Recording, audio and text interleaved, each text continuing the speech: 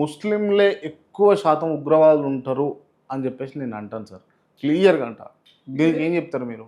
ఇక్కడ విషయం ఏంటంటే క్రాంతి గారు, మనకి శత్రు దేశంగా పాకిస్తాన్ ఉంది. పాకిస్తాన్ మతపరంగా విడిపోయినటువంటిది. పాకిస్తాన్కి భారతదేశానికి ఏదైతే జరుగుతుందో ముస్లిమ్స్ అటాక్ చేస్తున్నారు అక్కడ నుంచి. దాంట్లో నో అబ్జెక్షన్. అక్కడ నుంచి చేస్తున్నటువంటి ముస్లిం, పాకిస్తాన్ నుంచి అటాక్ జరిగిందంటే ముస్లిం అటాక్ చేస్తున్నట్టు అక్కడ నుంచి. అయితే ఇక్కడ విషయం చెప్తాను, ఈ ఉగ్రవాద అటాక్ చేసేవాడు ముస్లిమే కాదంట నేను. వాడికి అసలు మతమే లేదంట నేను. ఎందుకు అంటే ఖురాన్ ఏం చెప్తుంది, అన్యాయంగా ఒక్క వ్యక్తిని చంపితే సమస్త మానవుని చంపినంత పాపం ఒడిగట్టుకున్నట్టు అని చెప్తుంది. నీ నోటుతో కానీ నీ చేత్తో కానీ ఎవరిని బాధ పెట్టకూడదు నువ్వు ముస్లిం అయితే అని చెప్తుంది. అలాంటప్పుడు ఈ ఉగ్రవాదులు దాడులేంటి సార్? అమాయకమైన ప్రజలను చంపడేంటి సార్? ఇది వాడు ఎట్లా ముస్లిం అవుతాడు? వాడు ముస్లిం, వాడు మనిషి అవుతాడు? అసలు వాళ్ళ మానవత్వం ఉందా? వాడి ఇంట్లో భార్య పిల్లలు లేరా?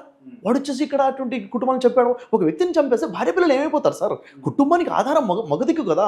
మగదిక్కు లేకుండా పోయిందంటే కుటుంబం రోడ్డు మీద పడిపోయి ఎంత ఘోరమైన విషయం. వాడుకో మతమా? వాడు ముస్లిమా?